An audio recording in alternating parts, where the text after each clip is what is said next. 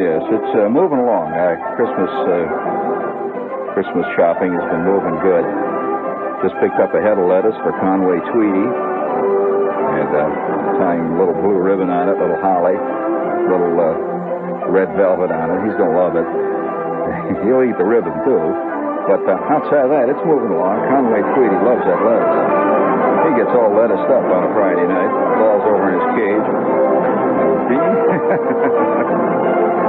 I can't help it, you know. I got a soft spot in my head for guinea pigs. Yeah. Oh, yeah. Hello, test. Hello, test. Hello, test. Do you mind if I sing the only verse that I know of A Christmas Carol, please, Ed, if you will? The holes with Boston Charlie, Walla Walla Wash, and Kalamazoo. Norman's freezing on the trolley.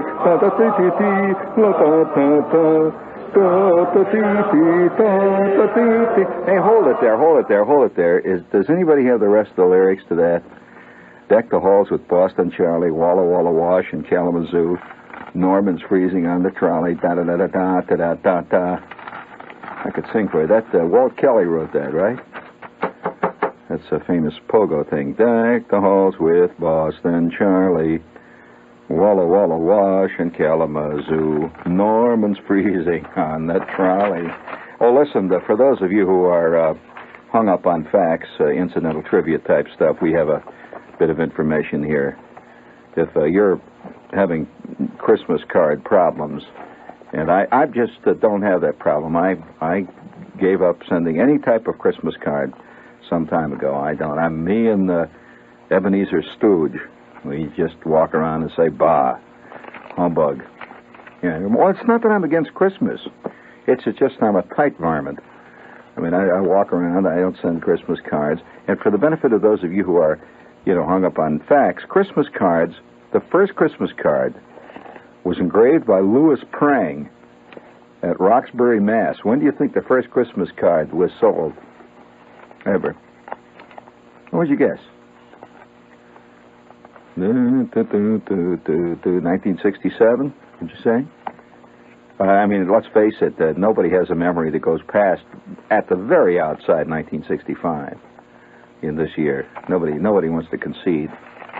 Remember anything, because the more you admit you remember, the more you concede the time has passed in your life.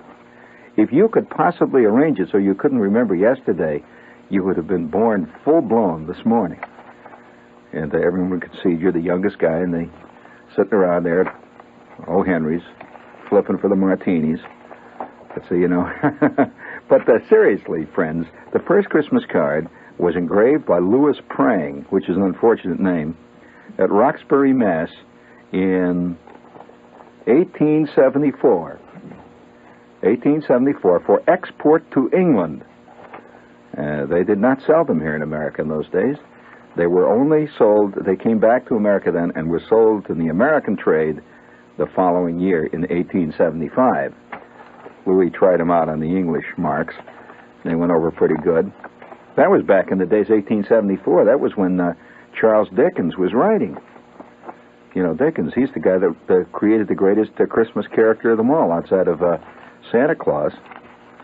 That would have to be Ebenezer Stooge, wouldn't it? Yeah, and his partner, Barley. What was the first name of his partner? Anybody know the first name? Remember Barley walking around with rattling his chains? He was a ghost. Don't you remember that? Sure. Well, what was his first name? He had a first name. And what was the name of Ebenezer Stooge's sister? Aha! There's a piece of Christmas trivia. Thank you. That's right, fine, thank you. That's right, Mr. Barley has just come in with a piece of mincemeat pie here. So a celebration goes on continuously here. The one thing that sets New York apart from all the rest of the country is that it begins, and this is a corporate celebration, it begins celebrating in its offices, I would say, late in October. The celebration for the holidays begin. They will not peter out until sometime around the middle of March. And in the meantime, of course, the bottles are collecting in the bottom of the air shaft. We've got 12 million Seagram benchmark bourbon bottles out there. Oh, it's just a great time. And we're getting those lyrics, though. So in just a moment, we'll sing those carols for you. This is our last show before Christmas. It's Friday, and the Christmas spirit is upon us. And as you probably notice, slob art has just marched out to the fore this year. Here on Park Avenue, there's a big brouhaha, in New York. There's this bank put up these gigantic tin Christmas trees. Magnificent example of slob art. Yeah, on Park Avenue, up to 53rd there. They get these giant tin Christmas trees lit up with very bright white light bulbs. And they stretch about 4 stories high. They're enormous. And what is the crowning touch of slobism? That in place of the Star of Bethlehem on top of the Christmas tree, they have put their corporate emblem on the top. Yes, indeed. That is the mark of the true slob. Hi, George. Yes, indeed. You can often, when you work in a company long enough, you can often confuse the divinity for the boss.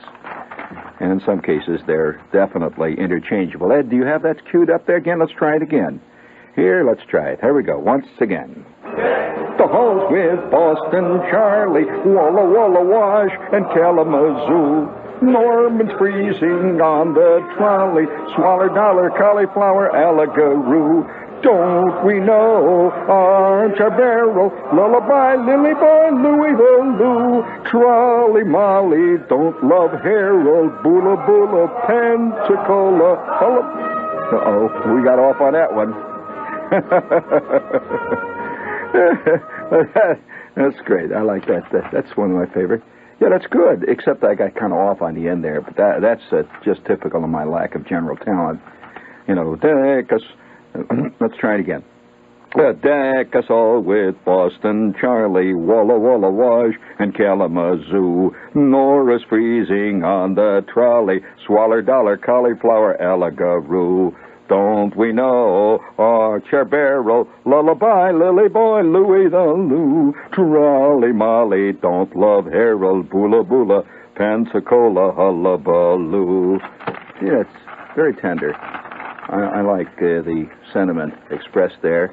And as you know, sentiment is running rampant this year, and particularly in the commercial world. We see right here, right off the bat, the good old General Tire people are just out there throwing leaves and holly and mistletoe all around. And, of course, they kind of would like to have you buy about maybe 15 or 20 sets of their General dual steel radial tires. Give them out for gifts and favors at parties and all that sort of thing. Kind of nice.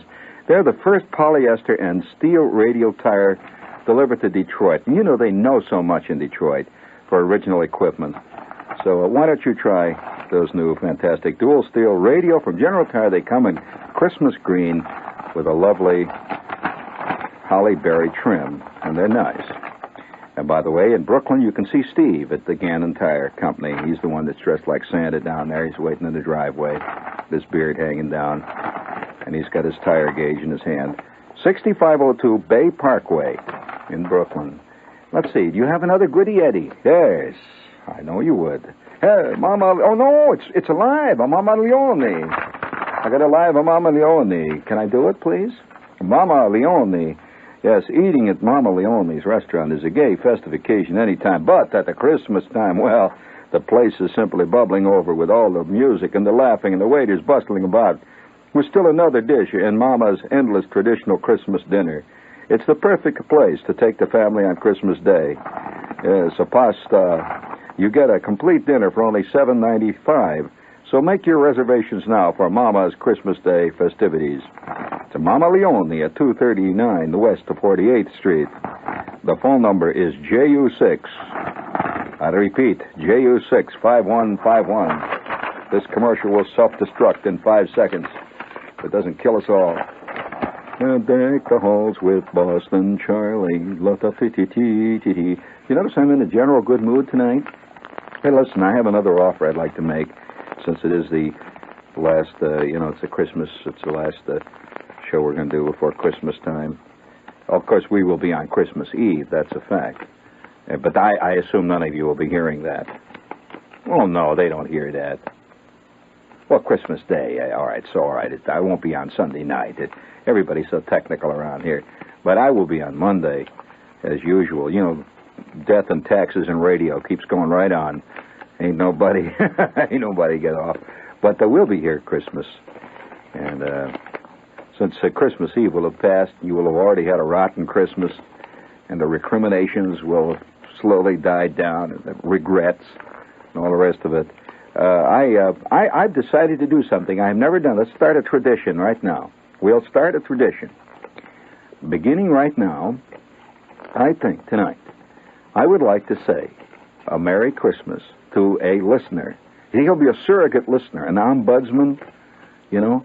He will be every listener. And I would like to personally at this point say Merry Christmas to a symbolic listener who will step forth, rise above the mire and the muck of listenerdom, and call us on the phone. Any listener who will volunteer to do that, we'll say Merry Christmas on the phone, on the air to that listener, and for all listeners. Okay, now call. We'll wait. Any listener want to stand up and to be the one to take it for all of them. I mean, no age, sex, race, nothing barriers. Just any listener, anybody that's got a little bit more than a tinfoil ear, right? Oh, deck the halls with Boston. Hey, one more thing, too, before we go any further. One more thing. Yes, sir. We've been getting all kinds of reports from all over town, and they've been shipping them out all over town, and a lot of people have been writing and calling and everything else about my new book, The Ferrari in the Bedroom, a mysterious, sneaky book that, by the way, has a self-destruct binding that'll blow your uncle's eyebrows right off his ears around February. So if you've been looking for the book, Ferrari, The Ferrari in the Bedroom, published by Dodd Mead, I have just gotten a note from the publisher that they shipped out a whole 9 more carloads around town. So The Ferrari in the Bedroom, my newest epic, which, by the way, will be reviewed publicly the 5th of January, that's the pub date, is now, again, I repeat, is in all the bookstores all over the country. In this area, you know, they're all the major bookstores, the 8th Street Bookstore, Womrat's, A&S, Wanamaker, Bloomingdale's, Macy's, Gimbel's, the whole schmoo, Corvettes, all of them. So you go in and you say, I want The Ferrari in the Bedroom by Gene Shepard, published by Dodd Mead, and you'll start the great rush. The great rush past the Snoopy counter. This is WOR, New York. Of course. What was that? She just put up a sign that said 8. What? Oh, well, wait a minute. I'm not going to choose the first one that calls. It's just we're going to see is that okay? You think that's a goodie? All right. Here we've got a symbolic listener. Put up your note again. Is it 8 or 9, hon? 8. All right. Let's see the symbolic. Hello. Oh, hello. I don't know how you got chosen, but well, that's no reason. Some people just sit out there with their finger on the phone button, you know. Hello, listener. You are a symbolic listener. All right, would you please put this, Edward, please. Hello, can you do it? Yeah, hello, listener. Yeah. You are a symbolic listener, right? Right. Does it matter that I'm Jewish? No, it does not at all. Of course not. I said no, there are no boundaries whatsoever. Now, the point is, you are a symbolic listener, correct? Right. And you represent who? I represent the human race. That's right, everybody.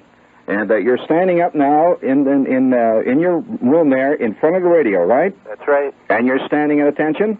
Yes, with a flag, too. Very good. Now, would you please look directly at the voice coil of your radio? Right. Right. All right. Now, I do this now symbolically for all listeners everywhere. Personally, I wish you a Merry Christmas. Same to you, Mr. Shepard. Thank you very much, Mr. Listener, and you're a splendid person. Thanks a lot. Thank you. Now, wasn't that a nice little ceremony? I've already done the break. You just haven't heard it. You want me to do it again? Oh, I don't care. This is WR New York. I'll do another one. WR New York. WOR New York. Oh, W-O-Ho-Ho-Ho-R. W-Ho-Ho-Ho-R. the big old Santa Claus on 710, yo ho ho, and a ring-a-ding-ding, ho ho ho ho, with our bag of goodies, ho ho ho ho ho ho ho ho. We are WOOR, New Hoo, Fun City, New York. Hey, did you get that, baby?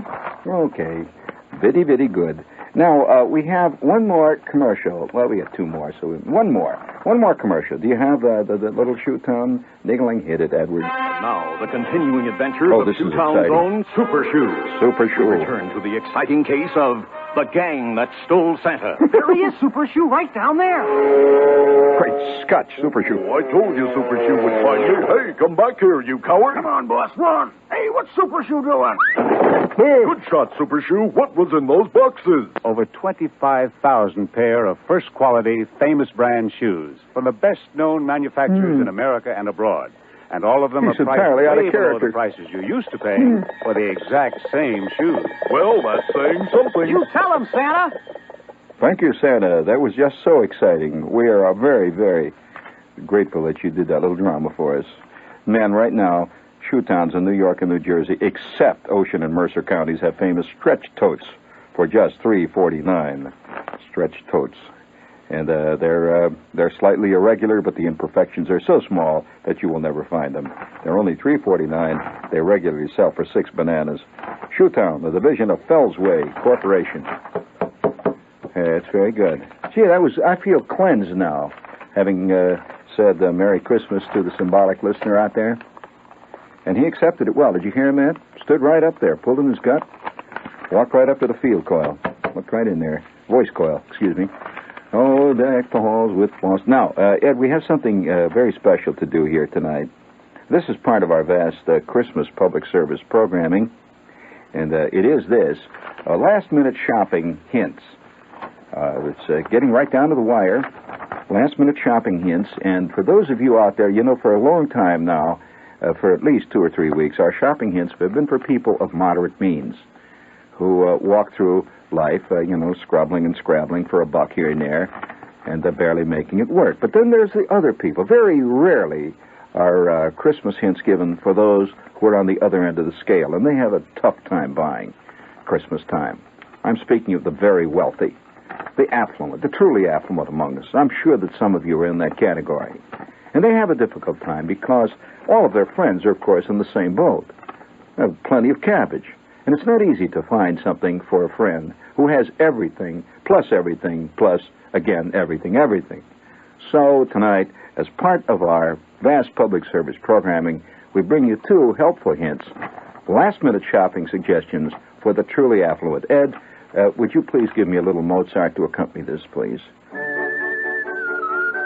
Mozart somehow fits Christmas so well. And this particular recording of Mozart, which I usually play at holiday time for my own enjoyment, my own edification, is a recording of my Aunt Clara, a magnificent slide whistle player. From the time she was a small child, my Aunt Clara used to sit in front of the radio and play along with the New York Philharmonic, the Chicago Symphony, and anything else she could find on the radio, including the Hoosier Hotshots. And she got particularly good at Mozart in the later days of her career. This was recorded by my Uncle Charles on a number 12D Sears Roebuck tape recorder. That's the one with the push-button carbon mic. Please bring it up.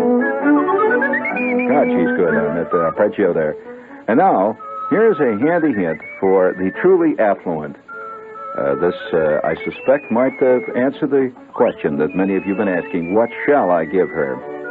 Number 12A in the catalog, this natural ranch-raised crown Russian sable in the fabulous 33-inch Cape model is quite possibly the finest natural sable in existence anywhere in the world. Certainly the finest we have seen in our 83 years in trade. From our 1972 natural sable collection, which we genuinely believe is the largest in the world, this magnificent cape sells for a mere $42,000. As to have it flown to you at office or home for your personal inspection, just call the Neiman Marcus store nearest you. $42,000, of course, does not include the sales tax. However, Neiman Marcus does give green stamps with all of its purchases. And now for that little soup song, the undoubtedly most original gift of the year for those of your friends who not only have everything, but are damn well nearly totally in love with themselves. The most personal present possible. You. Give your friends you this year. A marvelous gift. Full-dimensional, life-size, reasonable sculptured facsimiles of you or your favorite other person with their permission. Our constantly affable sculptured companions are programmed to laugh as long as you like at your jokes or say yes in any language you choose at the touch of a remote control button. You might let them take your place at long meetings or dull parties or simply to keep your spouse company in your absence.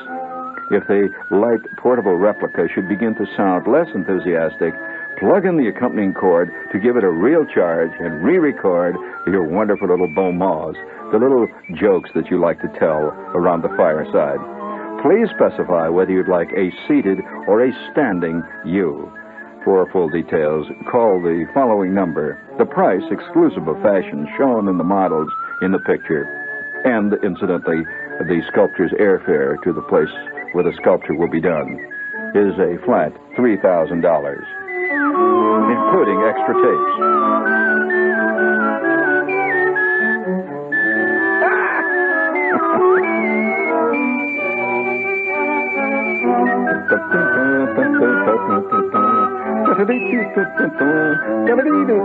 Hold it there, Ed. That was very good. And by the way, we have a note. It says, Reggie Duncan says, Merry Christmas to all the listeners.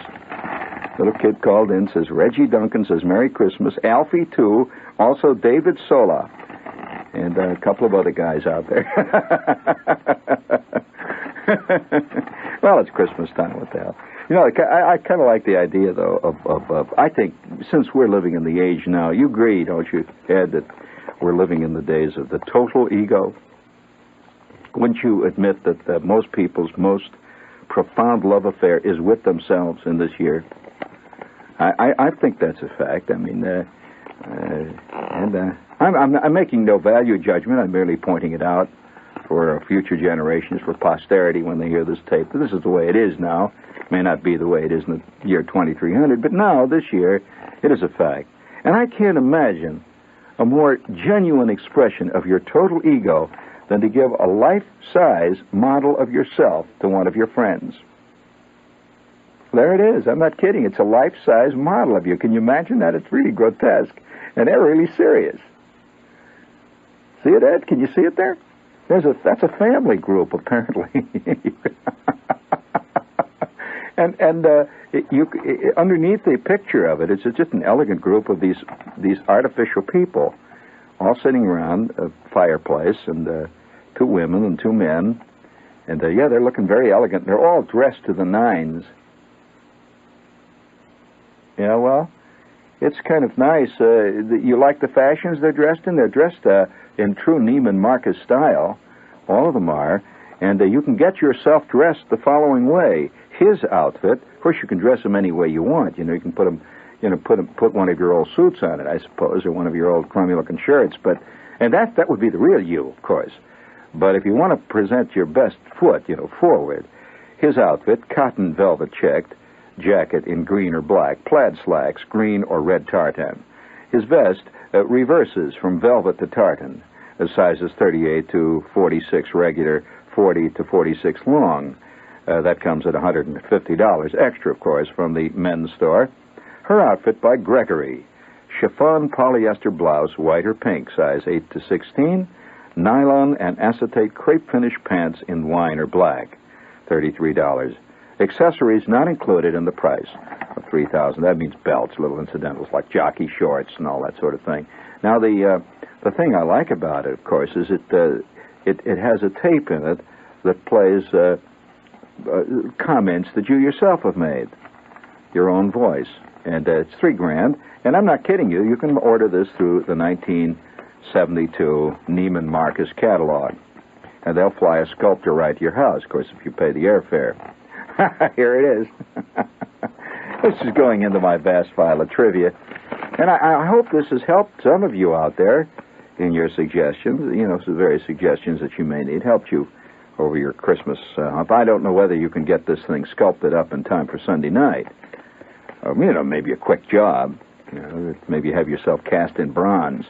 But I kind of like the egotistical quality of that. It's kind of great. I personally, I have good feelings. But I think any species that has such a high degree of respect for itself, if not downright adulation, cannot help but persist. It will continue. Just out of sheer cussedness, it will continue. In fact, you can't imagine a hippopotamus falling in love with his own image. And finally, one day, the hippopotamus is found down on the riverbank. They're working over a big mound of mud. And another hippopotamus standing off to one side in the reeds says, what's the Clarence doing? And he's talking to a thinner sort of hippopotamus, a worried-looking one. He says, what's Clarence doing over there? He's working on it. He's making a statue. Making a statue? A statue? Yeah. He's making a statue of a hippopotamus. Well, it was the first hippopotamus that became conscious of the of hippopotamusness. Oh, well, what's kind of it would be a turning point in the hippopotamus world. It would. And I suspect that was the turning point in man's world. That man at one time, was just down there with the rest of the animals. It's hard to believe, but there was a time when he used to, scrabble around with the weasels and the mice and the giraffes and all the rest of them, for a square meal. He was no better or no worse than the rest. Sometimes he won, sometimes he lost. And like all the other animals in the animal world, he, from time to time, provided a fair meal for another animal. When he, in turn, man, would eat, it was just give and take. You know how it is in nature. The strong always devoured the weak, and man was not particularly strong. So he was quite often devoured. So he had to survive and become the first guy to step on the moon and the first guy to invent polyester stretch pants. He had to get crafty, which is what he did. And all the while, though, he was not aware of being man. The word man. In fact, it's hard to conceive of the fact, but it is quite true, that a squirrel does not know he is a squirrel. He has not even the word like that, squirrel, in his vocabulary. It's only man. Oh, Jerry Cochran wishes us a Merry Christmas. Kirk McAlhern, too. Stephen, Reggie's brother, Duncan, says, Merry, Merry Christmas. Also, Billy Murphy. And Conway Tweedy says, Merry Christmas to his pals, Chester and Thurber, and to all kids everywhere. By the way, there's kids have a natural affinity for guinea pigs. Do you agree with that, Nick? Vice versa, natural affinity. And Conway Tweedy passes along Merry Christmas to his pals Chester and Thurber, who are two guinea pigs. So Thurber's a bit bow-legged, but outside that, not a bad guinea pig. And to all kids, wherever they might be. And that's kind of great. I like that. Anybody else out there want to wish Merry Christmas to the world in general? We're ready. Anybody else got a guinea pig that would like to say Merry Christmas? Hey, has anybody got a guinea pig out there? Right there, right by the phone. Get your guinea pig to the phone, and we would like to hear your guinea pig squeal his Merry Christmas. Lee does a great guinea pig imitation. Would you give us a... Listen to Lee's guinea pig. Watch this. Come on, wait a minute. Okay. Do that again, please. Very good. Hey, what's the other sound that guinea pigs make? Oh, all right. It's kind of a nutty show here tonight, if you don't mind. No, this isn't. This is not exactly the Eric Severide show, but we may be getting closer to the truth than Severide ever does. Uh-oh, we're just getting another message. Please, Lee, what is it? Another message coming in? Great. Well, this whole idea of presenting your friends with yourself. Can't you imagine everybody sitting around a Christmas tree? See, there's that great big package over there, and it's 6'2". That's a tremendous package. And everybody's singing, deck the halls with Boston Charlie. Time to open the presents, hooray! And everybody starts ripping the presents, and the usual presents. They get all, the average stuff, the plastic-handled imitation elk's tooth, automatic electric knife, and all that jazz. And everybody's yipping and hollering. And finally, Sheila decides she's going to open her big package, the one that's over there by the Christmas tree. She said, "Wonder what's in this?" And John says, "Well, it's just nothing. Nothing. I just kind of thought you'd like it. Gee whiz. It's not much." No. She said, "Oh, well, it's so exciting. It's big. It's really big. Why, it looks like, I can't tell what that is under that paper. Why, for heaven's sakes, that might be a stuffed gorilla. It's fantastic. Look at the size of it." "Well, it's nothing, really." "Well, look at it. It's as tall as you." "Well, I had a lot of trouble getting it over here. I had to stick it in the back of the car, but I thought you'd like it." And she's tearing the paper out. He's tearing it up. All of a sudden, it's alive! And then he reaches over and touches the button, and the thing goes, "Hello, Sheila. Hello, Sheila. Hello, Sheila. Boy, are you a gas, Sheila. Hello, Sheila. Hello, Sheila. Hello, Sheila. Hello, Sheila." She says, "Oh, my God, what is it?" He says, "Well, can't you tell? It's me. It's me. Now you'll never have to be without me, Sheila. I'll be here all the time. You just stand me over there next to the bar there, on the other side of the settee, and just turn me on, and I'll say hello to you anytime you want. But we can put another tape in it if you want. It's really nothing, but I just thought you'd like it. It's me, It's me." It's kind of pretty, isn't it? It certainly is. Nice chin I got. It's a nice chin. Please, Ed, please. Let's sing it out there.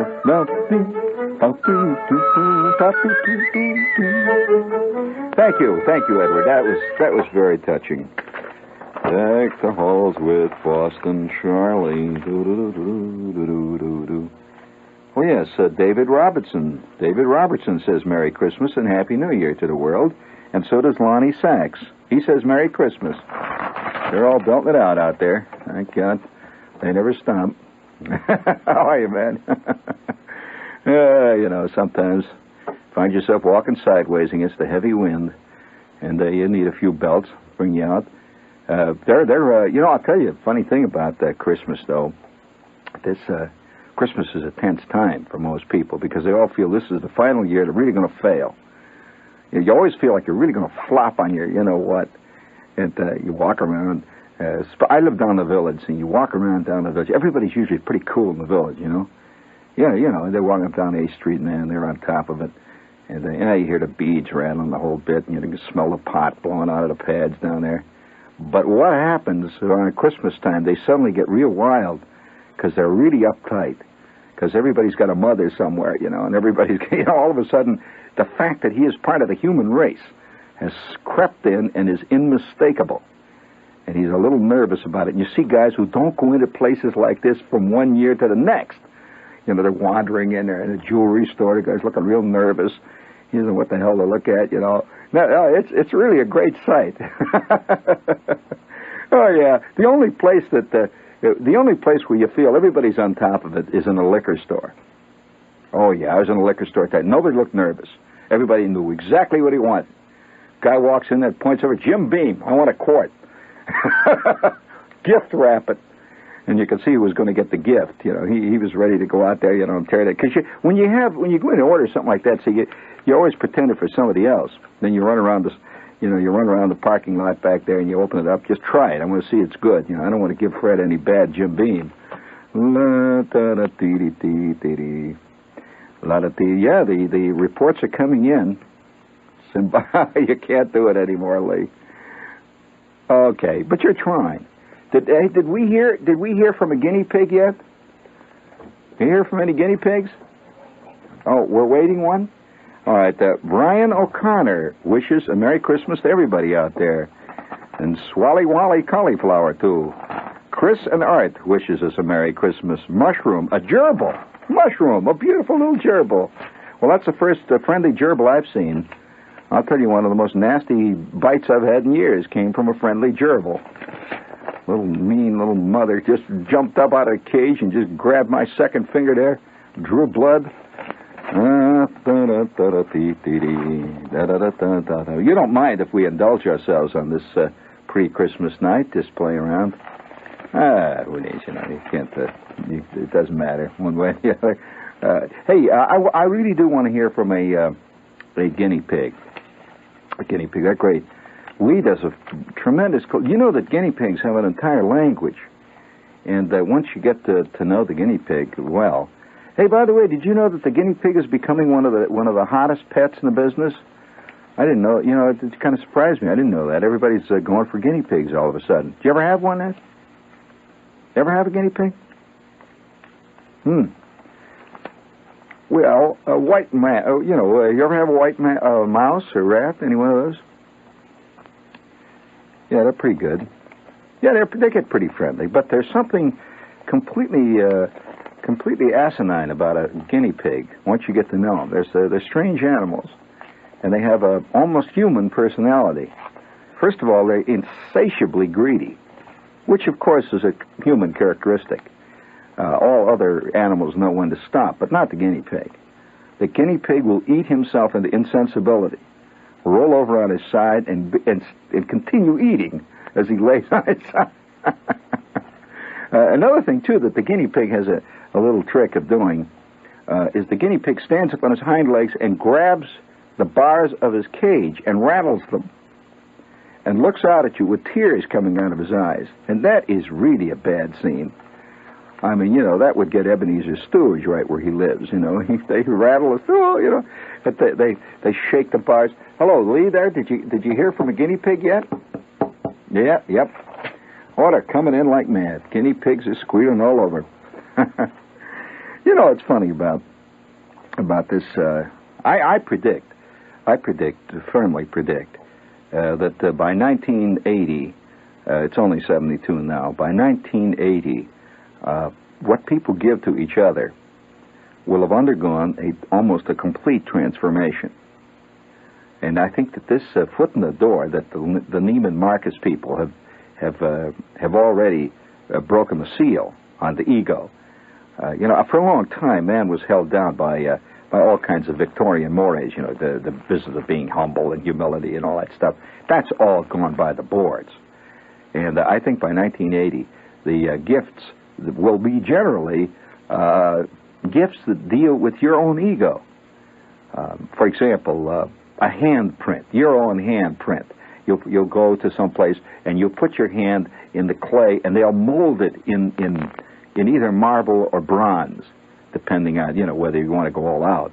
And there'll be a bronze handprint of J.M. Bullard, and underneath it'll say Merry Christmas for all time, to preserve himself. Lee, what are you doing on the phone? She's on the phone there steadily. I can't even get through to her. Well, it's time to pass along some more Christmas greetings. She's writing them down. Almost all of these are kids that are calling. Yeah. Hello, Lee. Lee? Oh. Well, tell him you can't take down the entire genesis of the family. It just happens to say, Fred says hello. Not everybody. Oh, yeah. Speaking of Christmas gifts, do you ever look back when, to a time back, just any time in your life, when you gave something that later you were very embarrassed about giving it? Now that you're grown up and you've changed and your attitudes have matured and your taste, we presume, has deepened and richened, and you look back and you think of this fantastic thing that you gave somebody. You ever? Well, I think all of us have something like that in our head. Well, you're not giving them to me. You just seem to be talking. Tell them you can't talk to them on the phone, dear. Do I have to instruct you after all these years? You can't do that? Okay. Yeah, I'll better get in and see what's going on here. See what's up. Yeah, hello. Are you on the phone, Lee?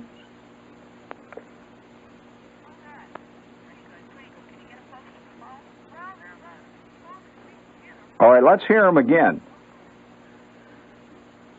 Here goes the gerbil now. We're going to hear the guinea pig squeaking. Let's hear him.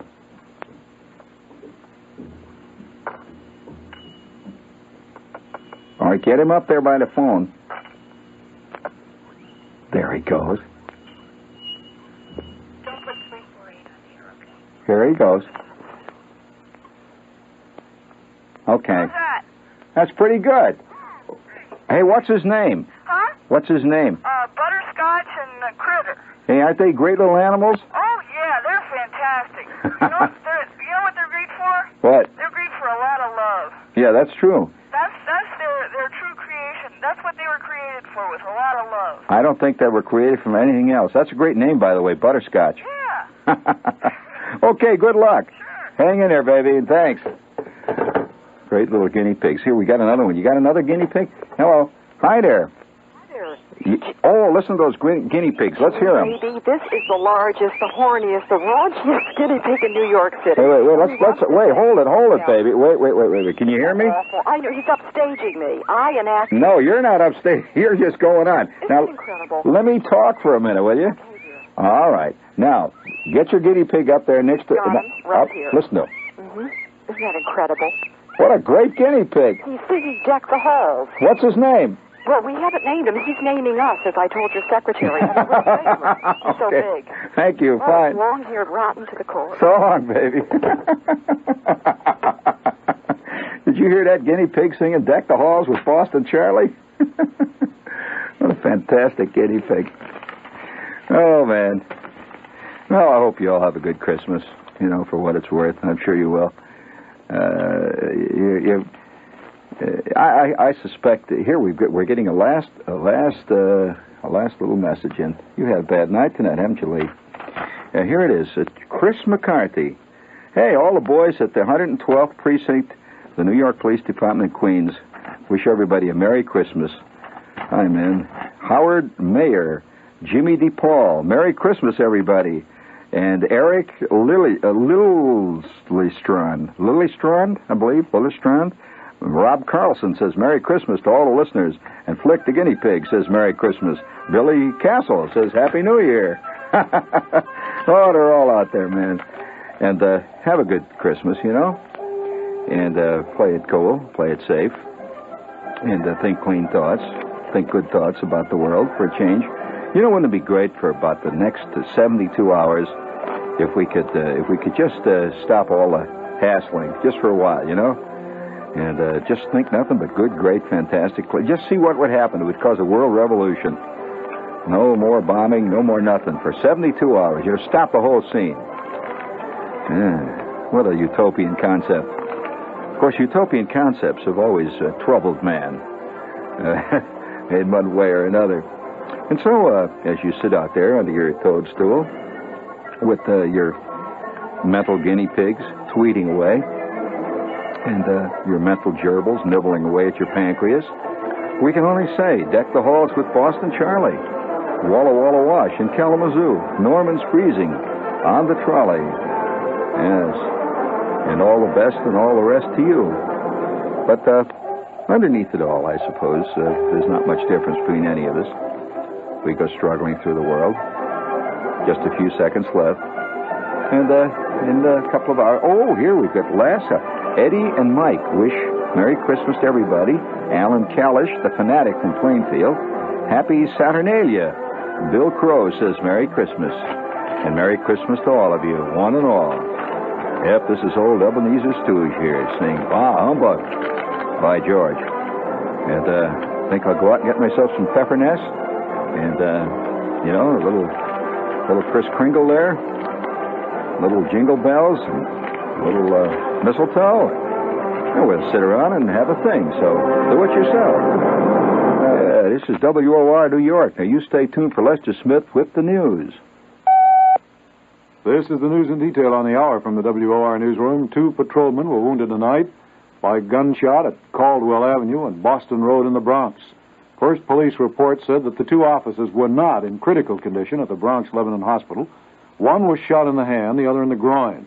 There are no details yet on how they were shot, but there is a police armal out for 2 men. The shooting occurred just before 10:30. United States Military Command has acknowledged the loss of 2 more B-52s in the North Vietnam bombing missions. This brings to 10 the number of the giant bombers down by North Vietnamese anti-aircraft fire since Monday. With the new command policy of not reporting the exact number of men aboard the bombers, there could be possibly up to 57 men listed as missing from the B-52s and other American aircraft shot down since the heavy bombing raids began on Monday. Meanwhile, the bombing attacks on North Vietnamese targets continue. President Nixon sticks by his announced Vietnam objective. WR's Clifford Evans reports from the Florida White House. The White House will not say whether or not we will halt our bombing of North Vietnam over the Christmas holiday. But here at the Florida White House, the President's spokesman, Ronald Ziegler, says, at this Christmas time, Mr. Nixon is concerned for our prisoners of war, is determined to take every step he can to bring them home. Ziegler said that the President will take every step he can to reach the right kind of settlement to end the war, and that Mr. Nixon will take all steps to stop the killing in Vietnam. And Ziegler underlined the President's objective and said, it is to reach a settlement in Vietnam that will be a lasting settlement. Earlier today, Kissinger's chief assistant, General Alexander Haig, returned from Southeast Asia. He had spent 2 days in Saigon and brought back with him a letter to Mr. Nixon, a personal letter from South Vietnam President Thieu. General Haig also had gone to Cambodia, to Laos, and Thailand, as well as to South Vietnam, and today he spent 2 hours reporting details, 2 hours reporting to the President and to Henry Kissinger. Clifford Evans at the Florida White House in Key Biscayne for WOR News. South Vietnamese government sources have disclosed some details of Thieu's letter. They say that he is ready to make concessions about the makeup of a national council which would set up future elections for South Vietnam. Thieu had been opposed to anything that might appear to be a coalition government with the communists. But Thieu is said to be still opposed to any peace agreement until North Vietnamese soldiers are withdrawn from the South. Saigon government says its military forces will have a 24-hour Christmas ceasefire. United States forces will honor that ceasefire in the South, but there is no word on whether the air raids on the North will be suspended for that period. Tonight's scheduled medical report on the condition of former President Harry Truman said that his blood pressure has dropped with a pulse rate somewhat rapid. That was as specific as Truman's personal physician, Dr. Wallace Graham, would get. Mr. Truman lapsed into unconsciousness today after going through the first stages of a period in which his heartbeat became unstable. The 88-year-old Mr. Truman is still termed in very serious condition at Kansas City's Research Hospital. More news in just a moment. When Detroit chooses a new tire for their cars, they don't just jump at the first tire that rolls by. They look for durability, dependability, and competitive prices. We can learn a lesson from them. General's dual steel radial tire was the first polyester and steel radial tire.